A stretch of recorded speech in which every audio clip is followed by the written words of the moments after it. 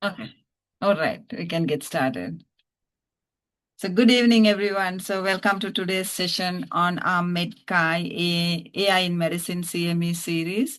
As many of you know, this series was started to help our clinicians and students, residents to understand the technologies that are rapidly reshaping our practices.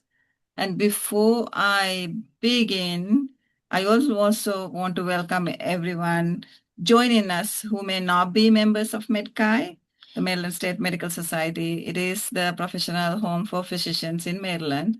It's like 225 years old. And then it has the focus on advocacy, education, and supporting our clinicians as we navigate the future of medicine. And tonight's focus is AI in ophthalmology, how it's fit in with healthcare ecosystem. And as you may know, it's ophthalmology offers some of the clearest example of how AI can enhance screening, diagnosis, and workflow efficiency and patient outcomes when implemented responsibly and correctly. So, with that, it's my great pleasure to introduce our speaker for this evening, Dr. Alvin. And he's a distinguished leader at the intersection of ophthalmology, innovation, and artificial intelligence.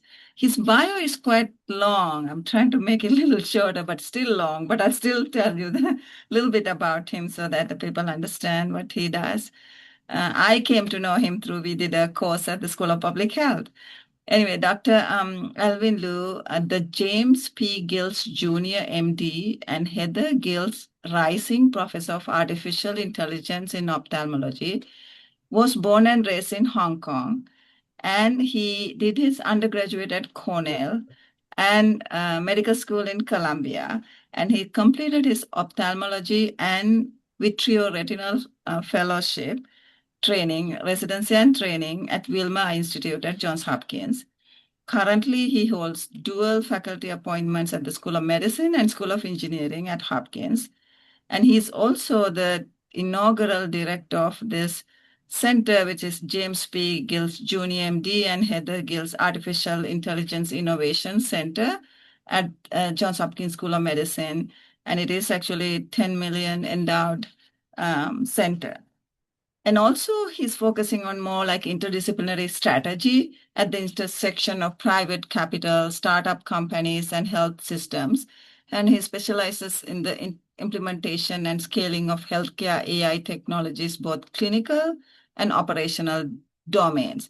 For example, autonomous AI for diabetic retinopathy screening and generative AI for revenue cycle management. Additionally, he's also doing AI governance. He serves as the AI oversight team, leadership team at the uh, across Johns Hopkins enterprise. And at a national level, he's a member of American Academy of Ophthalmology AI Committee. And then also he's represented to AMA and then part of the Specialty Society Collaborative meeting. He's also the leaders, part of leadership team at JAMA AI Plus, and also other content across JAMA network and other academic journals. I think that's too long. I know you have more, but I don't want to take up all time. So with that, Dr. Alvin, over to you. So you will do the presentation. So at the end, people can raise and ask questions, or if they want to put into the chat, we'll have discussion. Thank you so much for joining, Dr. Sounds good. Thanks, Padmini, for that introduction, and great to see everyone here. Let me share my screen.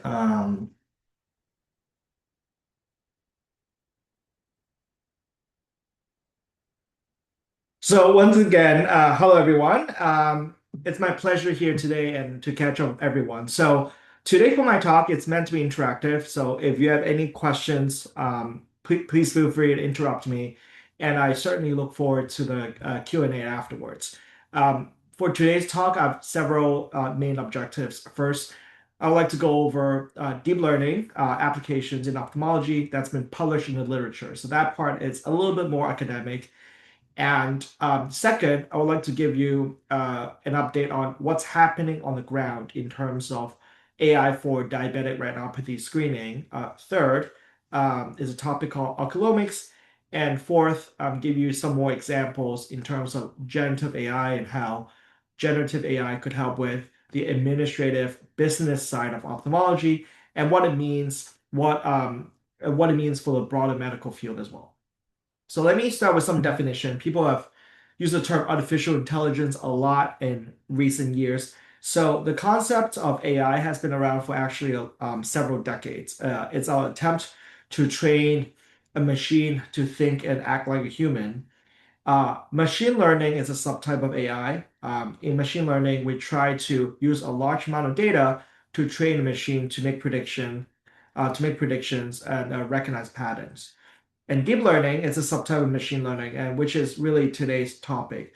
In 2025, the vast majority of AI applications, both in medicine and outside of medicine, are indeed deep learning based. So the terms pretty much are used interchangeably nowadays. And deep learning is very good at two things. One is image recognition, which is highly relevant for ophthalmology. And second, it's very good at natural language processing, which is understanding human language. In fact, large language models such as ChatGPT is a kind of deep learning. So let me delve into the first part of the talk, which is deep learning applications in ophthalmology. There are seven major kinds of applications, and I would like to give you an example for each application to give you a sense of like how it could be used. So the first application is classification. In this application, typically we feed an image to the AI model, and the output will be a specific diagnosis biomarker. The example I have here, for example, in this paper shown here, the authors used color photograph as an input and trained a model that could detect and classify up to 39 diagnoses and signs. The second application is called structure prediction. In this application, the input to the AI model is typically a kind of image, and the output is the prediction of a specific structural metric in a different image modality. For example, we could predict nerve fiber layer measurements on OCT in eyes with glaucoma using 2D color fundus photograph of the disc as an input. And the third application is structure function prediction. Again, input is an image, and the output is the prediction of a specific metric in a functional assay. For example, our group trained a model that used 2D foveal OCT line scans as input, and the model could predict the presence of vision impairment defined as worse than Snellen 20/40 in eyes with retinitis pigmentosa. The fourth application is the prediction of disease onset or progression. For example, in the example up top, the authors used baseline ETDRS 7-field color fundus photographs to predict two-step worsening of diabetic retinopathy over 2 years.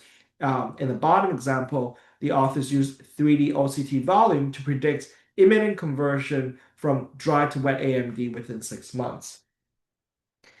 In the fifth application, deep learning can be used to predict treatment response. And in this particular application, the vast majority of examples involve VEGF-driven retinal vascular diseases, including wet AMD, retinal vein occlusion, and diabetic macular edema. For example, in this paper here, OCT biomarkers were first segmented using deep learning, and then these biomarkers were combined with baseline visual acuity to predict visual acuity at various time points over 12 months of treatment in eyes with wet AMD.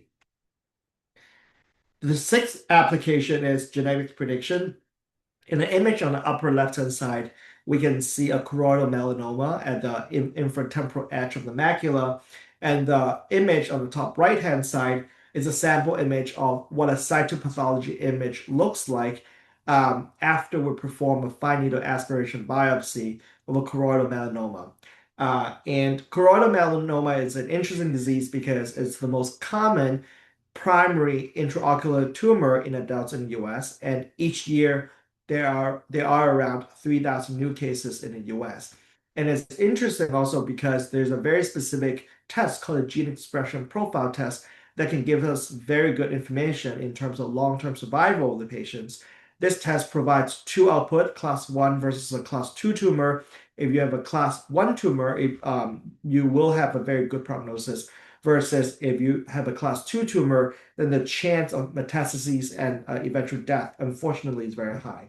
Our group demonstrated that we could train a model to analyze the digitized pathology image and directly predict the underlying gene expression profile. We subsequently also published a follow-up paper using the same principle, showing that we could predict survival at 4 years after initial diagnosis, again, directly from digitized pathology images. And this kind of capability is indeed very exciting because clearly this is superhuman.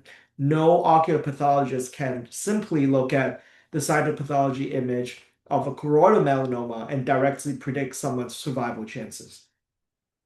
Last but not least, this is also a pretty important application. It's called segmentation. Essentially, we'll feed an image to the AI model, and then the model will be able to accurately quantify specific biomarkers. For example, we could use this technique to track the progression of geographic atrophy on fast OCT. Now that I've gone over some of the applications of deep learning in ophthalmology, I like to, move away from publication academia and really move to real world and give you two specific examples of how this could play out. So the first use case is diabetic retinopathy screening. As you all know, diabetic retinopathy is a major cause of blindness in the US and around the world. And if you are an adult with diabetes, you are supposed to get annual screening. However, the compliance rate for this recommendation is quite low. Even in the US, it's about 50%. And now AI could help solve some of the problem. So this is how it works. And this technology is meant to be deployed in a primary care setting. When the patient goes to his or her endocrinologist to check the A1C level or check the blood pressure, the patients can actually undergo imaging right there on the spot. After color photographs are taken, these images are then sent to an AI model to be analyzed in the cloud. And within about a minute, the AI model will be able to give a binary prediction. Either referable diabetic retinopathy is present or it's not present. And by referable diabetic retinopathy, it is defined as more than mild diabetic retinopathy. And this is not science fiction. It's already happening in the ground. In fact, this technology was approved 7 years ago in 2018 by the US FDA. At the time of approval, it was the first ever fully autonomous AI system in any medical field to be approved by the FDA. So ophthalmology certainly could claim a place in history. Right now in the US, there are 3 companies that have been cleared by the FDA to provide the service. First one is called Digital Diagnostics. The founder is a dear friend of mine, Dr. Michael Abramoff, who is also a retina specialist by training on faculty at University of Iowa. The second company is called iNook, and the third company that's relatively new is called AI. So deployment, as I mentioned, has happened. It's really happening across the country, and this is typically how it works. The deployment site is a primary care office. The primary care office will have to pay the AI company a subscription fee, but the primary care clinics can in turn charge the insurance plans of the patient being screened and get reimbursed this eventually. This is a paper that came out about 2 years ago that looked at real-world implementation and deployment of AI technology. The interesting thing is that despite representing only 1% of approved medical AI devices, ophthalmology AI products, specifically those for diabetic retinopathy screening, actually represents the second most utilized medical AI product in the country and is also growing the fastest. I'd like to spend a few minutes to explain why that is the case, the lessons learned, and how the other medical fields can learn from us through our experience in deploying this technology.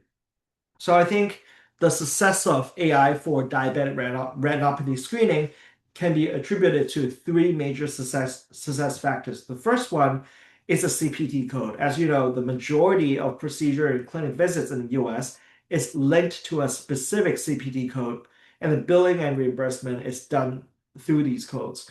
Meaning this, and then in this case, specifically for diabetic retinopathy screening, a new CPT code 92229 was established in 2021 by the AMA, meaning that the establishment of this new CPT code ensured that this medical AI service will be paid for.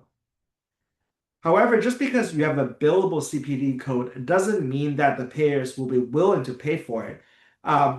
So for a medical AI service to be successful, it is critical to engage insurance payers early on to ensure adequate coverage, payment, and reimbursement.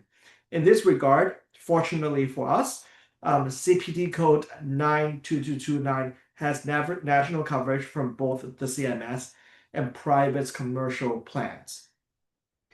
And this is roughly how much this CPT code gets reimbursed for. About $50 from Medicare and about $100 from commercial payers. And the third success factor is professional society endorsement. So, for example, the American Diabetes Association updated their recommendations. That's an FDA-cleared AI system capable of detecting more than mild diabetic retinopathy could be used as an alternative to traditional screening approaches.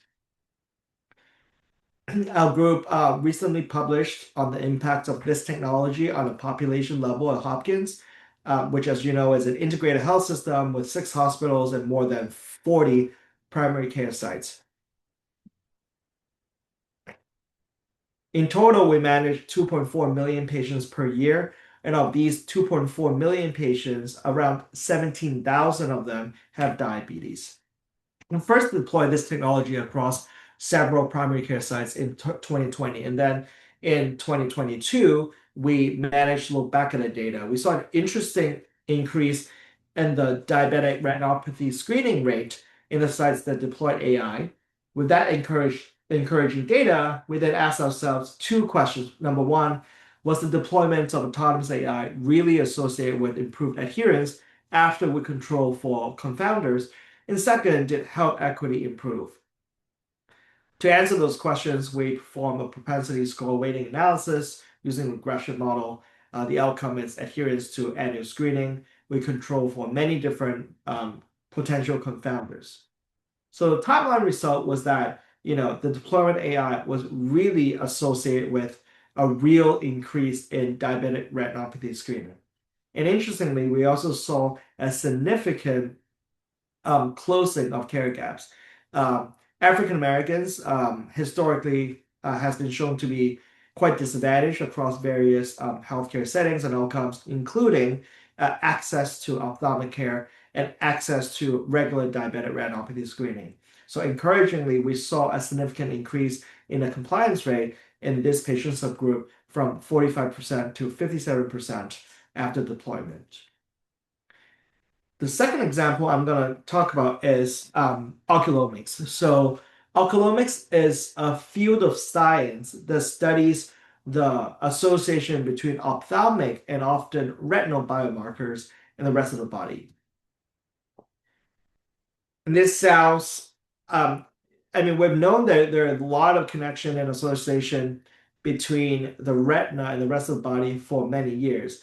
However, with the advancement of AI technology, specifically deep learning-based image analysis, and with the advancement of ophthalmic imaging hardware, now we can extract way more information from the retina than we could before. And also, as you know, the retina is the only place in the body where we can image the vasculature and the brain tissue at the same non-invasively. level. And just to give you a sense, the typical resolution of a brain MRI scan is about 3 millimeter, and for OCT, it's really in the microns. Meaning, retinal imaging, specifically OCT, can have over 1,000 times higher resolution as compared to conventional brain imaging. So combining deep learning and retinal images, this is what we could predict in 2025. A person's age, biological sex, blood pressure, BMI, blood counts, and smoking status. These are interesting but not very helpful because you can simply ask how old someone is. But now we can do much more interesting things and go one step further. Specifically, we can also predict neurological diseases, cardiovascular diseases, and kidney diseases. When it comes to neurological diseases, we could detect the presence of Alzheimer's dementia and to a certain extent Parkinson's. For cardiovascular diseases, we could predict someone's risk for having a major future cardiovascular event, for example, a heart attack. And for kidney diseases, we can detect and predict the presence of chronic kidney disease. And if CKD is indeed present, we could differentiate between diabetic versus non-diabetic causes. Again, I would like to emphasize that these are certainly superhuman capabilities. No ophthalmologist or retina specialist can ever look at someone's retina and predict whether they have chronic kidney disease or not. So why do these matter? These conditions matter because cardiovascular disease is a leading cause of death around the world, and the incidence and disease burden of dementia is also expected to increase exponentially with population aging. These conditions are chronic and costly, and the idea is that early detection could lead to timely intervention, which in turn should lead to better outcome. So imagine a world in a not so distant future. You can walk down to your neighborhood pharmacy or Walmart or Target and have your retina image. And within minutes, these images will be analyzed by various AI models in the cloud. And then we will be able to tell on the spot whether a particular patient is at risk for dementia, cardiovascular disease, or chronic kidney disease. And if paired with adequate and appropriate care coordination, we can then direct that patient to his or her next step of the healthcare journey. So what we're trying to address here is really a fragmented healthcare system where access to care is limited, leading to suboptimal detection, prevention, and treatment of costly chronic diseases. Before I go into how AI-based oculomics could fix a fragmented healthcare system, let's briefly talk about and review what is the status quo, what's happening on the ground right now. So if you have access to primary care, you probably see your primary care doctor once a year or every 6 months.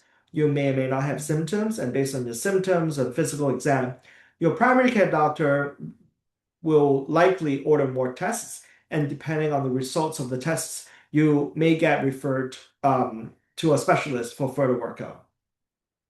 The issue with the current paradigm is that there is always a long way to see primary care and likely even a longer way to see specialists.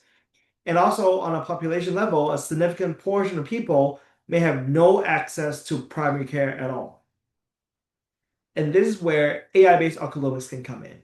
Again, imagine we're doing a lot of this pre-screening really in the community outside of traditional healthcare setting. And once we can correctly triage and risk stratify these patients, we can either refer the patient to primary care in a more targeted fashion, or even better yet, directly refer these patients who are at risk for, let's say, heart disease or heart attack directly to a cardiologist. And at a high level, the benefits of AI-based oculomics, these are the benefits. Number one, it creates a much wider funnel, which will improve access to patients. Second, we could perform more precise upstream triage and more efficient utilization of healthcare resources. And third, enable early detection and intervention, which again should really improve long-term patient outcome. Despite the exciting science, there's still a lot of work ahead of us. First, we have to determine the optimal referral workflow, which is likely to be medical condition and location specific. Second, which is the billion-dollar question, who's going to be paying for what, why, and how much? And third, we really need to align the incentives for all the stakeholders from day one. As you can imagine, a patient workflow that involves AI-based oculomics will involve many people in this process, including patients, primary care, specialists, optometry, ophthalmologists, hardware, hardware companies, software companies, the government, and last but not least, payers. And before I end and before we dive into a more live discussion, I do want to quickly talk about, besides what we talked about today, AI could also help with a lot of the business side of running ophthalmology practices. And I want to briefly talk about three of them. The first one is revenue cycle management. So revenue cycle management is the way that we providers, we doctors get paid by medical insurance companies. And it's a very complex system. In each year in the US, we actually spend $200 billion just to manage revenue cycle management. And overall speaking, there are three segments of the revenue cycle management: front end, which is the place where you verify benefits and eligibility and obtain prior authorization. Mid-cycle, which is how you submit a claim, and the back end is, for claims denial management. I think for ophthalmology specifically, the front end is particularly relevant, especially when it comes to retinal specialists.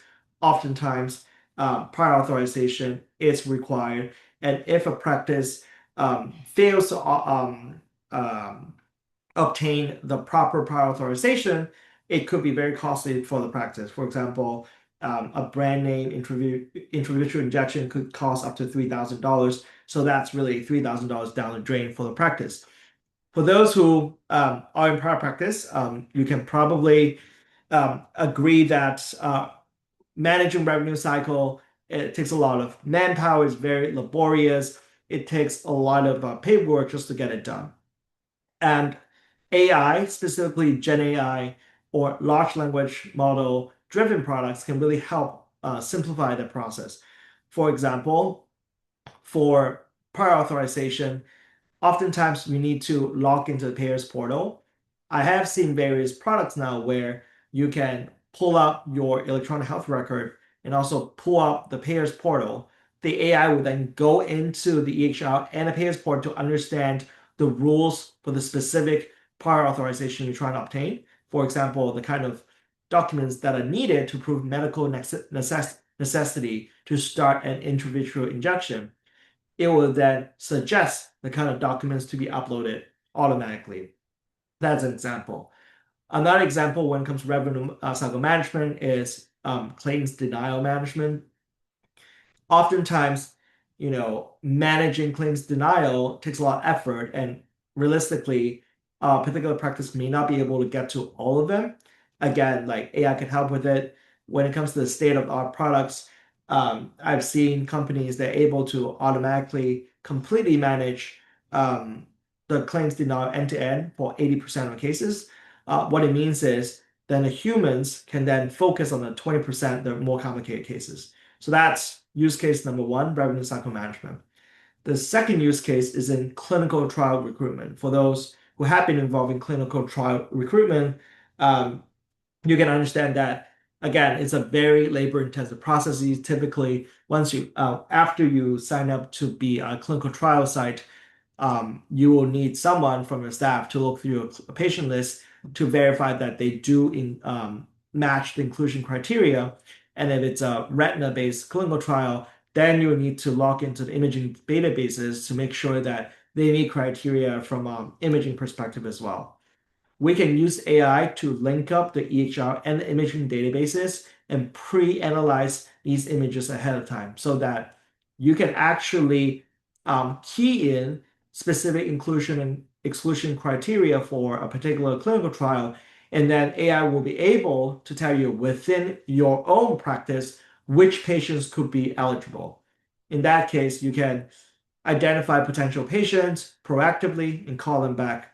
The third use case is the patient experience center. Essentially, a digital patient front door.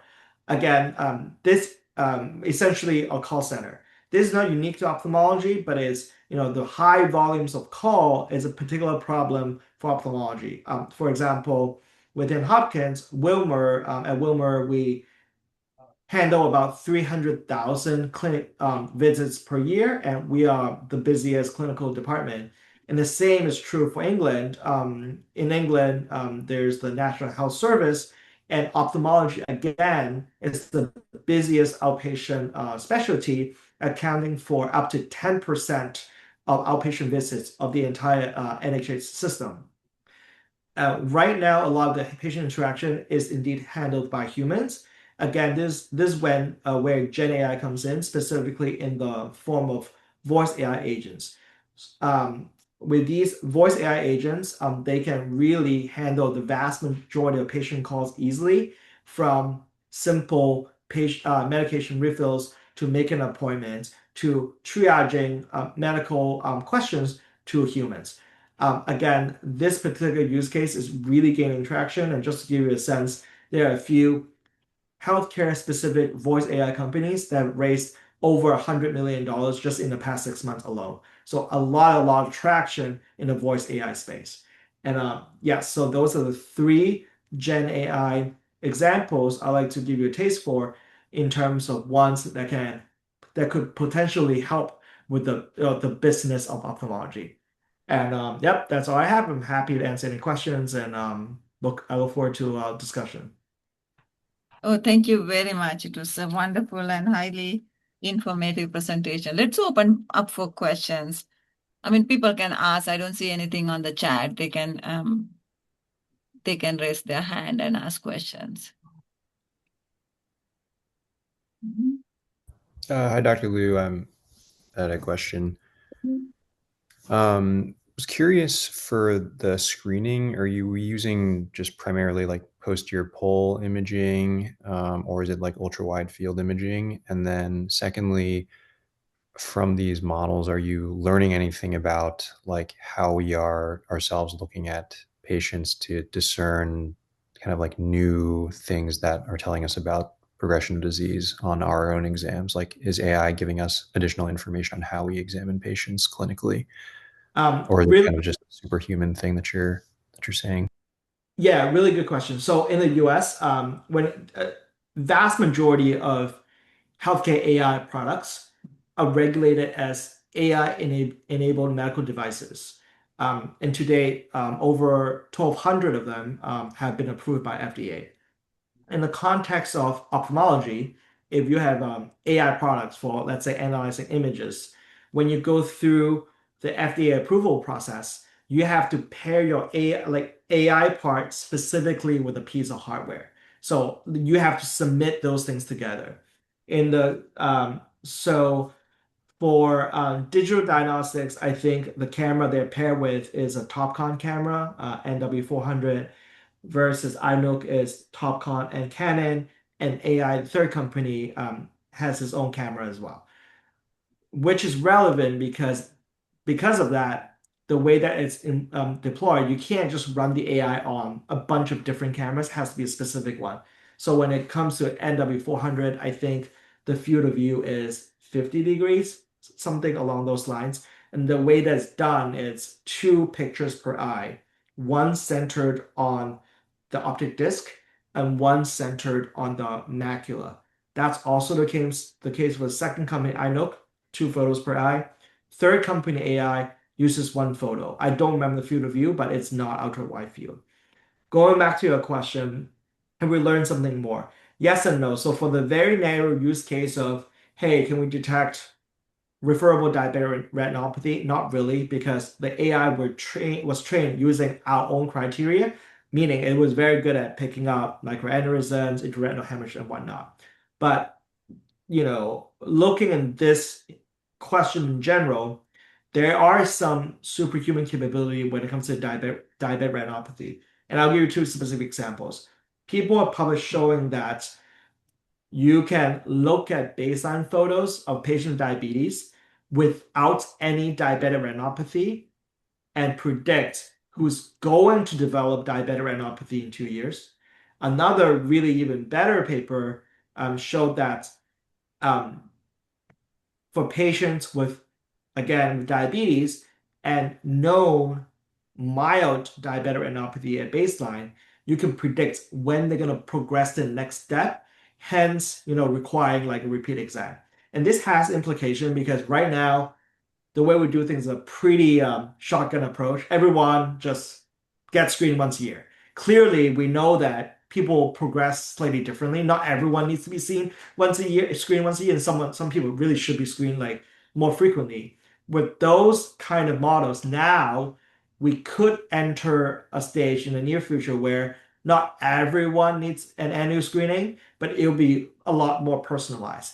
And we don't really know how AI did it. For sure, it's looking at like the blood vessels, but then even look at blood vessels, then there are many intricacies that humans just cannot, understand, right? So we know that it's looking at the right thing, but we don't know what it's seeing exactly because it's seeing at the pixel level, which is literally beyond humans. Thank you. Great. Yeah. Dr. York? Hi, this is let me get, oh, okay, I'm live. Yeah, so thank you very much. This is extremely informative. This is a very rapidly developing field.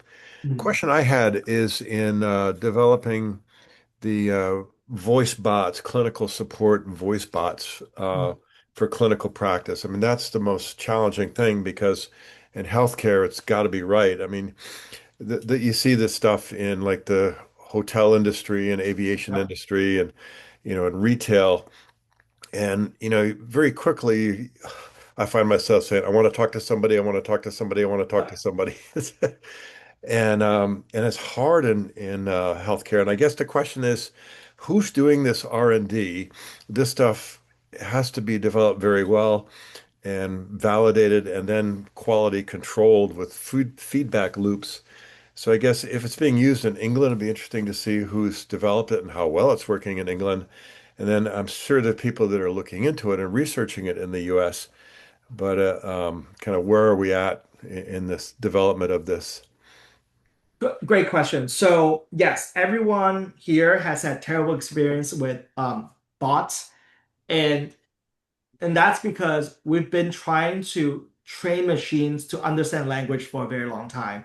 That's what natural language processing is, and all the older bots were just terrible, right? And then the fundamental difference is with the newer kind of AI, deep learning, it's way, way better at understanding human languages. So that's a huge technological shift. That is very real. And you're exactly right that we should and we need to get conversations right in healthcare. The stakes are high. And that's why what we're seeing here now is there are a lot of commercial grade voice AI companies. There are ones that do things across industries, and there are the ones that are hyper focused within healthcare. Clearly, for our purposes, and from what I see, the ones that only do healthcare delivering products that much better for healthcare conversations. And even within those companies that focus only in healthcare, we even see differentiation between the specialties. Meaning, just because you're a healthcare voice AI company doesn't mean you're good across the different service lines. Fortunately for us, ophthalmology, we are one of the best because we have very high volume of calls in outpatient setting, and they see the market opportunity there. And that's why they have been working with very large ophthalmology groups around the country to train the bot to be really good. And also, they do have data to back it up. The common metrics that they track are Mhm. the percentage of calls that patients abandon because they've been waiting for too long. It's way lower now because AI is way more efficient than humans, it's infinitely scalable.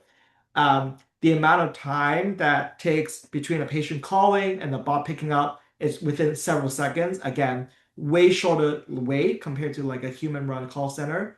And they also did a lot of metric study showing that AI has been able to correctly schedule patients in the right slot most of the time.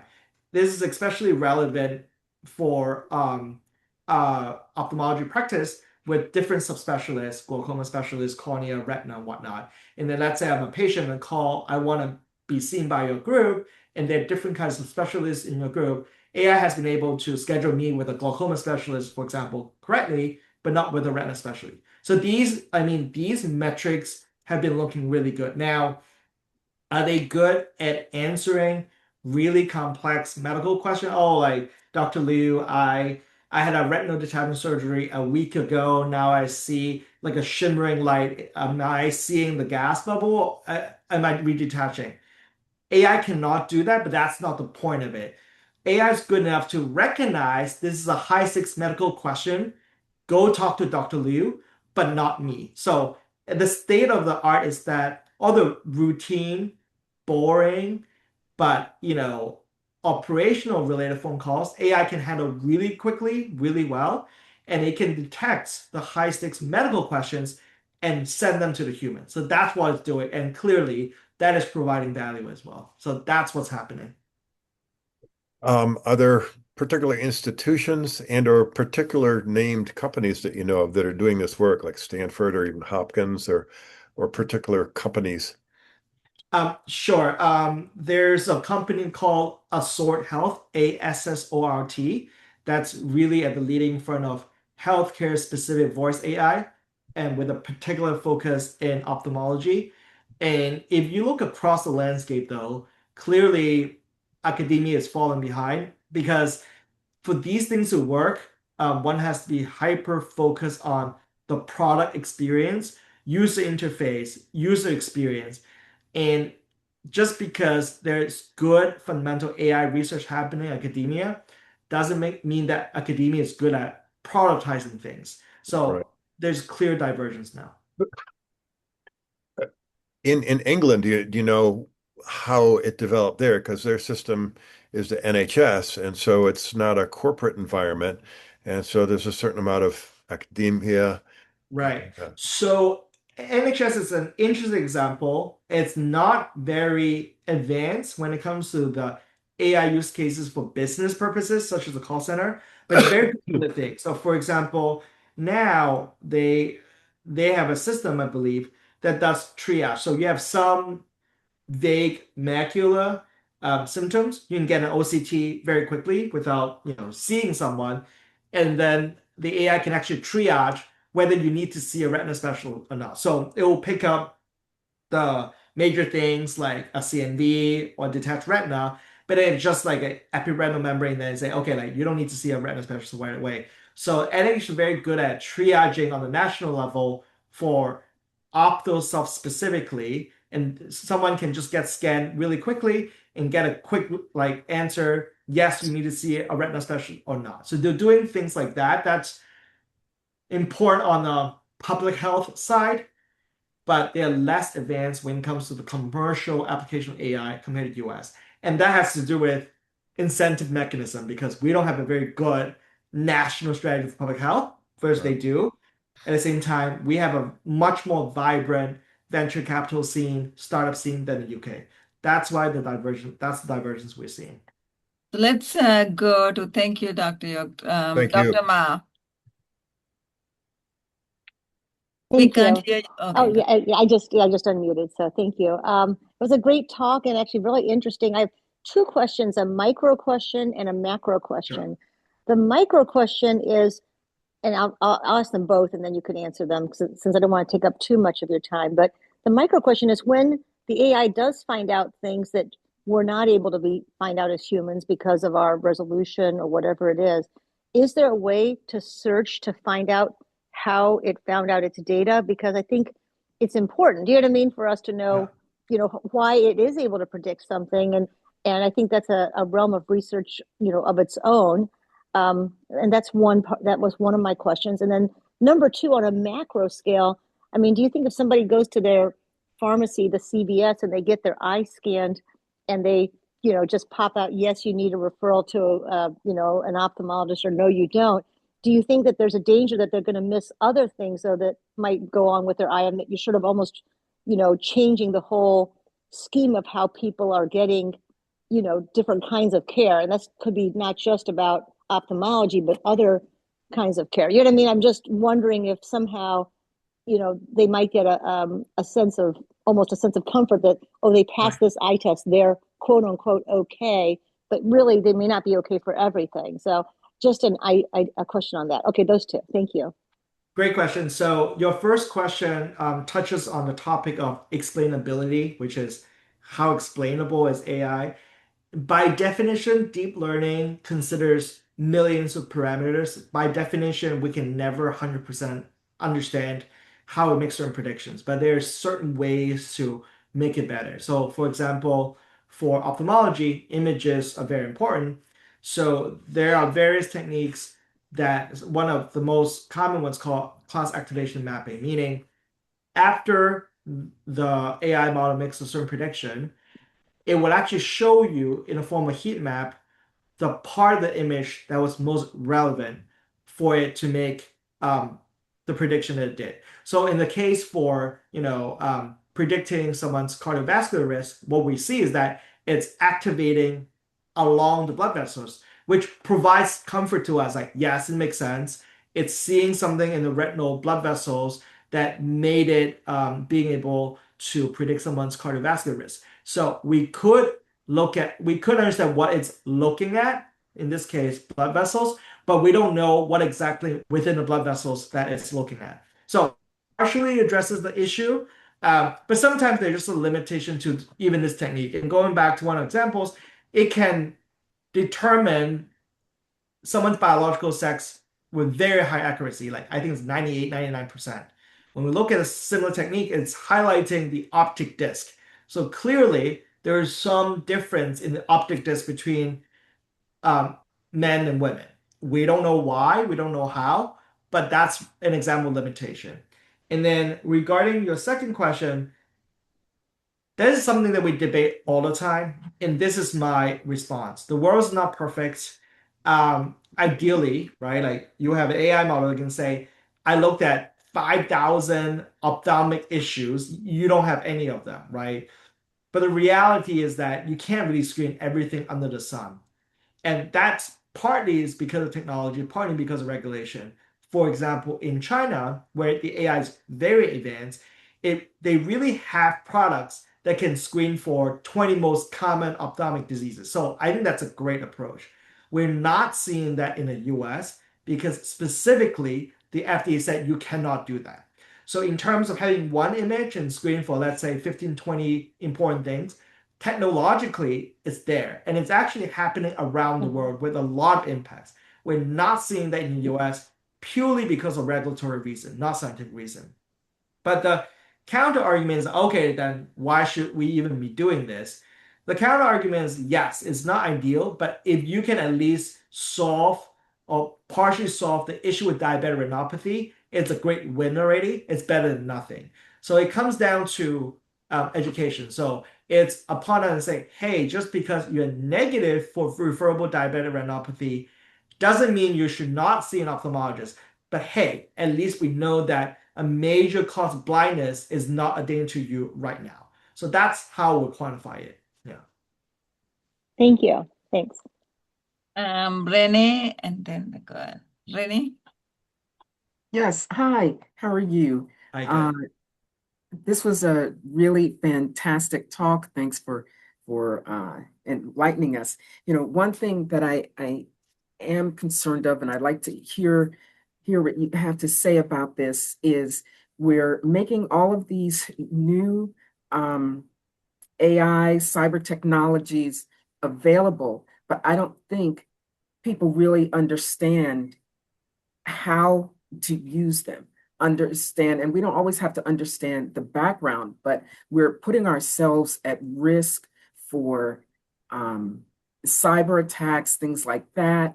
And I think there's a proper way to use that. And I think that we should be aware of cyber hygiene ways. What I've heard people say is, oh, you know, I put something in Chat GPT and I come up with a note for my patient for prior auth. And God forbid if they put in, you know, Mrs. Jones has diabetic retinopathy, make it so that she can have a Avastin or something like that. Well, then her information is out there. So I think we have to be really careful about that. And of course, everything you talked about is protected. But on the other hand, we're at the advent of post-quantum cryptography now. And with the advent of quantum computers, that changes everything as well.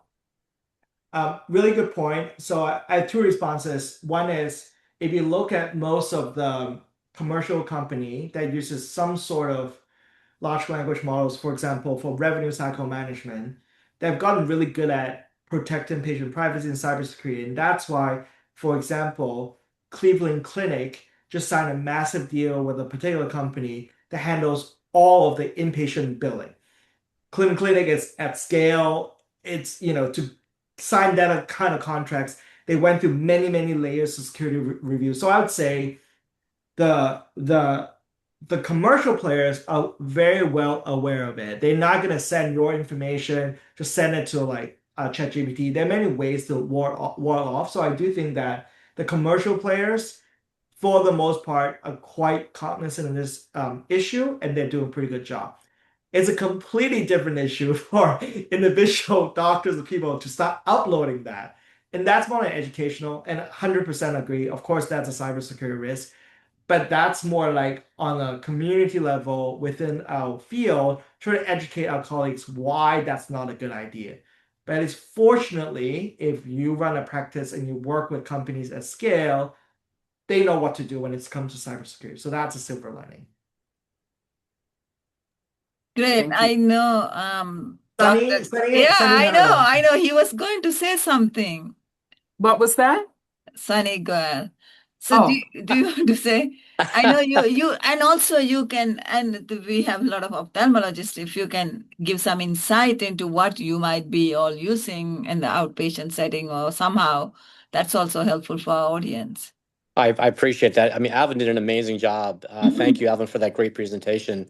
And we're lucky in ophthalmology to be on the cutting edge of AI and how we've been implementing it through the retina diagnostic devices. But I raised my hand to make a specific comment about the NHS, which was raised earlier.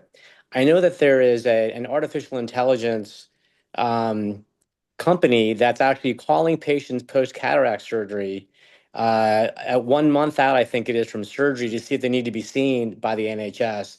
They're trying to reduce the number of post-op visits because it's been creating a logjam in their system for them to be able to see preoperative patients or other patients that actually have an issue.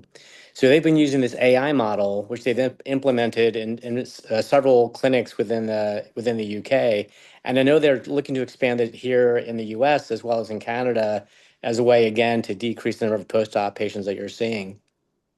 We're starting to use AI on the billing side. So one of our EMR system will actually scrub our claim and help us to determine in advance of submitting it if it has a high risk of being denied. And then if they come back and say that they believe that it will, then we'll somehow alter the claim, whether it's the ICD-10 code or the CPT code, so that we get paid appropriately. And Alvin, I believe, I don't think you've talked about this, but you guys are also working on your own billing platform. Can you comment about that at all? Um, what we're seeing in the field is, going back specifically to the RCM space, even though there's a lot of traction across healthcare in managing this, most of the deployment has been in integrated health system, which is understandable because these companies want to land the biggest contracts possible. What that means for ophthalmology is, even though AI application RCM is gaining traction, not a lot of vendors out there have a lot of experience with ophthalmology, which is a problem. And I talked to a bunch of them. I think that is starting to shift, but I will say, just broadly speaking, AI for revenue cycle management for ophthalmology outpatient is not ready for prime time yet. It is ready for prime time for inpatient non-ophthalmology coding, hence the example of Cleveland Clinic. Right. But this is not an opto specific issue. It's just more like an outpatient inpatient issue. And another layer, something since you brought it up, is revenue cycle management when it comes to outpatient surgical center, ASC. That's even more behind. Again, this is just where the field is right now, but I'm seeing more and more commercial grade AI RCM company going into the optical space, trying to talk to us, understand our needs, going into the ASC space, trying to understand the pain point of ASC. So it's to be determined. Hopefully, in a year's time when we talk again, then I can say, well, the field has changed, and now there are various vendors who really understand the needs of ophthalmology who can really help us out. The good news is I know, and I've talked to a bunch of them, there's a huge interest now to move to outpatient, look at a solution for ophthalmology and ASCs. So that's definitely coming. I was speaking with somebody just the other day about how they now have AI chatbots to help with pre-authorizations. And so we already know that pre-authorizations on the insurance side is being done by chatbots and by AI. And so we're going to have basically AI talking to AI, chatbot to chatbot, trying to get our pre-authorizations done. It'll be interesting to see how this happens and transpires and tries to take some of the workload off of our shoulders. I think that's going to happen. Mhm. I think of all the workflows, our CM will become an AI-centric workflow probably in about 5 years, meaning the majority interaction really is between AI and AI. When AI and AI cannot agree, that's when humans come in.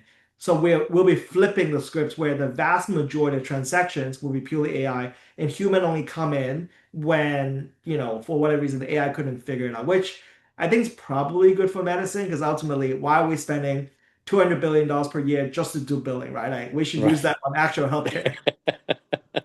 Absolutely. Agreed. But great presentation. Thank you for doing this. Thank you, Simon. Great. So any other questions? If not, I have this one last question, Alvin. So what do you think? You mentioned look into the eyeballs means looking at all the other organs, right? So somebody might say, okay, looking at gums, maybe access to all the, right? Like, I know within this healthcare, what's the role of doctors in future, one, and then how you might think, okay, ophthalmologists say eyeball is the place to look at everyone, right? I know maybe heart will be the look at every place, right? Like what do you think is going to happen? It's always like I wonder about that teaching medical students. Um, so specifically for the diabetic retinopathy screening, I think what's going to happen, hopefully, is that whether you are optometrist, general ophthalmologist, retina specialist, you'll end up seeing a lot fewer normal screens because on a population basis, like 80% of people, diabetic patients, don't have referable diabetic retinopathy. So in the ideal world, those 80% really just gonna be screened out in a primary care setting. So whoever ends up coming to an ophthalmic provider should really have something that you need to pay attention to. So that should translate into like a higher concentration of, I guess, quote unquote, meaningful patients for ophthalmic providers, and also more people get screened. So that's what I hope what's going to happen for diabetic retinopathy. The healthcare from the eye part is, I think, it's super interesting on two fronts. One is, if done correctly, that really should improve population health for the big three diseases that I talk about. Specific for ophthalmology, though, I think there are opportunities both in terms of the outsized role will play in this new patient paradigm and also even commercially. Because some of these products, so to speak, they are meant to be either wellness products or pre-screening. They work, but we're not trying to say you have coronary heart disease. We're simply saying that, hey, you may be at risk. You should really go check your cholesterol, so to speak. Hypothetically, even if this pre-screening part is not reimbursed or not reimbursable by payers, I do think there is a huge demand, a market to offer this as a direct to consumer service. $20, $30. And I can imagine that these amount of people say, hey, like, I don't have time to check my cholesterol right now. I'm walking by an optometry or ophthalmology practice. I can get a picture done in 5 minutes, and they can tell me something really bad I need to like pay attention to. I would pay $20. I would pay $30, right? So I do see this as a potential additional revenue stream that's out of pocket for ophthalmology optometry. Of course, we need to crunch the numbers to figure out the price point and everything. But I do see there's a world where this net value creation for society overall, and our field will get part of it, even just monetarily. So I think it's overall good thing for our field. Any other last questions? I don't see anything. Dr. York, you don't have, right? Usually. Okay, good.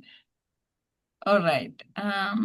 If not, and please, it's a CME, it's been provided, so please scan that QR code so you can fill out the form. And then I want to thank all our members who participated in that. Yes. Yes, scanning, and then you fill out the form for CME.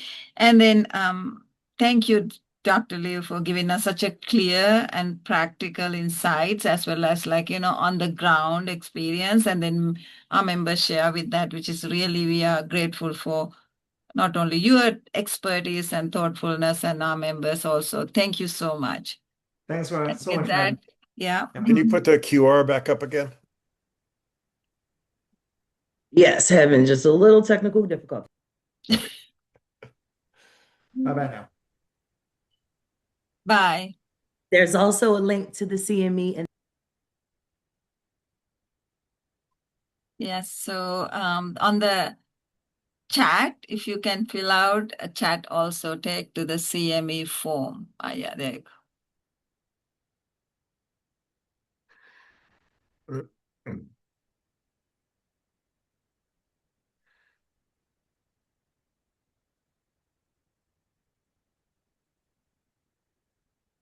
While we are here, would you like to listen or hear about any other areas in AI in medicine? Any other topics would you be interested in?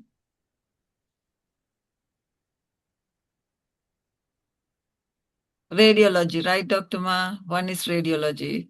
And what else? Yeah, of course. So, sorry, I think I lost my AirPod. Okay.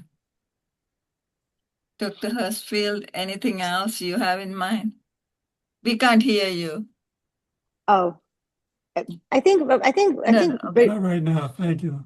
Okay. All right. Dr. York. Yeah, I think a presentation on the ambient microphone technology and in particular with ways that it can be individually modified or practice modified. If you can or, do this, you know, take this. Yes.